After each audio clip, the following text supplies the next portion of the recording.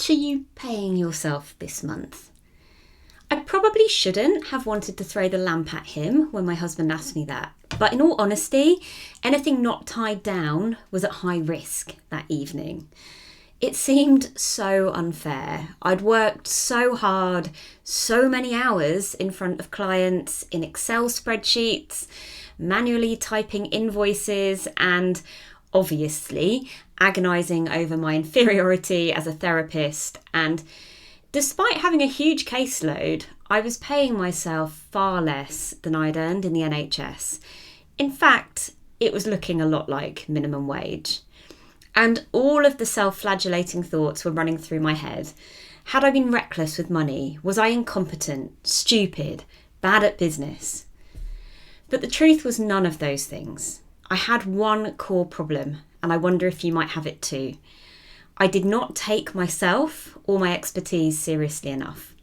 I didn't believe deep down that I deserved a healthy business. So I didn't educate myself on what it might look like to create one. And that's why we all need to work on our minds as well as our spreadsheets when we set up in private practice, especially if we've got pressure to replace our old incomes. Because for me, pressure brings out all of the negative beliefs.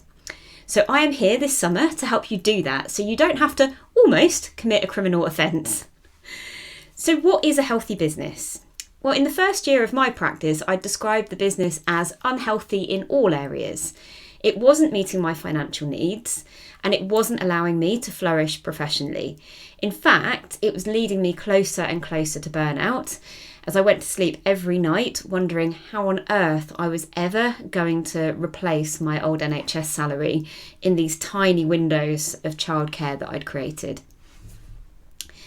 Coming through the other side of that experience made me really rethink the platitudes around work-life balance and how I teach about them too. Because it taught me that when we say work-life balance, what we really mean is, are we making enough money in the amount of time that we want or have available to spend working? So for that reason, work-life balance looks completely different in different phases of life, depending on your relationship to work, your other responsibilities, and your financial situation. So policies, and including those you apply to your own business, need to reflect that.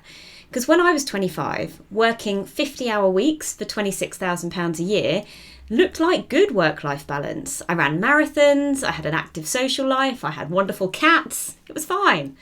But at 35, if you'd asked me to work a 50-hour work week, I'd have literally drowned in nappies and overwhelm and babies. So there is no one-size-fits-all business template that's going to bestow you with the work-life balance that's right for you. Finding your balance requires understanding your own personal and professional values, being honest about your financial needs, and designing a business model that allows you to live with enough of both. And that's the bit that most of us miss. So rather than giving you lots of practical stuff as you read this or listen to it, hopefully on your sun lounger, I really want somebody to be doing that, I want you to stick with the mind today. If you're planning a new independent practice, I want you to jump with both feet into it, really clear on what it needs to give you professionally and financially to allow you to feel healthy. So here are some journal prompts that I hope will help you. They've helped me over the years. Think of 5 pivotal moments in your career. For each one, consider what motivated you at that point in your life and what did that experience leave you with.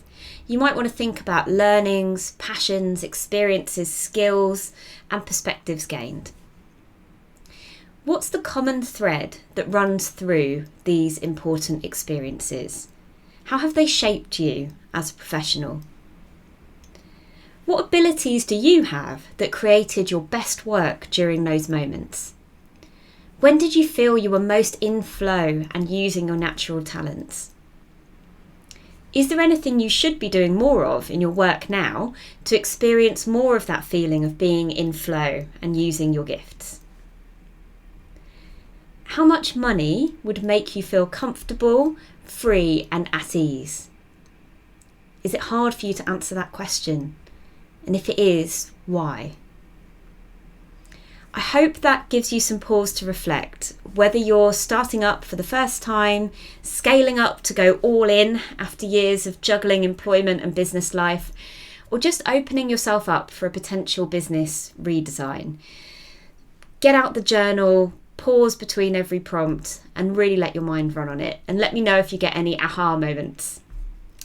I've got something for you if you're ready to turn your practice dream into reality. You can join my free masterclass, Set Up Your Practice for Success, on September the 8th, where I'll be sharing my 3-part framework to help you create a practice that's professionally fulfilling and financially secure, giving you the flexibility you crave without the burnout. The link to sign up is in the show notes to this episode or in the Substack article. So I would love to see you there.